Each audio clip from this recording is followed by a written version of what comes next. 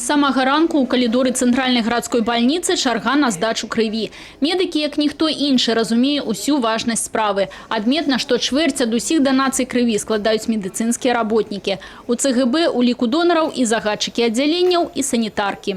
Во время операции очень часто требуется кровь, поэтому возникло желание помочь людям. Может, на самом деле кому-то понадобится моя группа. Центральная городская больница очень проявила высокую достаточно активность. Записалось около 50 человек на кроводачу. Практически все лечебные учреждения города, поликлиники, больницы охвачены донорским движением. И, конечно же, как всегда, медики впереди. У чарзе тих, хто прийшов прийняти непосредний уділ у акції, члени Белорусского союза женщин. Женщины там, где необходима помощь, а донорство – это первая помощь тем людям. Это то самое малое, что мы, наверное, можем сделать сегодня. Наши женщины активно включаются в эти мероприятия. Вот, к примеру, условно, у нас проходила акция в мае месяце, где была выездная акция по безвозмездной сдаче крови. Среди участников, 28 участников этой акции, 20 – это женщины Белорусского союза женщин, что было очень приятно. Заўсёды ў першых шэрагах добраахвотных донараў і Олег Вялічка. У мінулым галоўны ўрач Цэнтральнай гарадской больніцы, а сёння намеснік старшыні аблвыканкама. Разам з ім у акцыі прынялі ўдзел і начальнік абласнога ўправлення аховы здароўя Віктор Михалоўскі і галоўны санітарны ўрач вобласці Алена Ільяшава. Адметна, што менавіта яны і давалі старт акцыі ў падтрымку бязвыплатнага донарства 1 снежня мінулага года.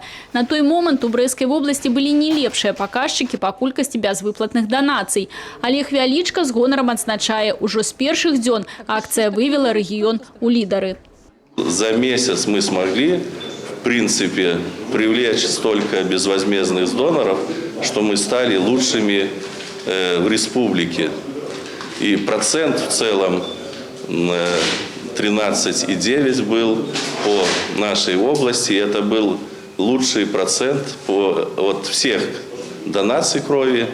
За 5 месяцев этого года безвозмездные донации составляют более 35%. Это очень достаточно серьезная цифра.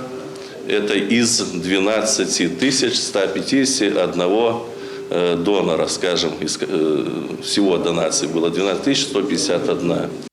Безвозмездная сдача крови – это такой важный, я скажу, даже гражданский поступок, особенно я об этом говорил, для молодежи, потому что можно говорить красивые слова, можно красиво сочувствовать человеку, сопереживать где-то, а, наверное, все-таки важно больше иногда не слова, а дела.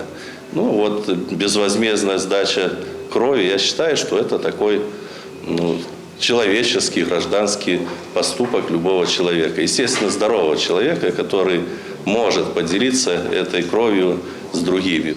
Больш за 4,5 тысячи бязвыплатных крываздач толькі з пачатку года. Дзякуючы ім зэканомленыя сродкі пойдуць на набыццё неабходнага медабсталявання. Сегодня ведется закупка 3 аппаратов,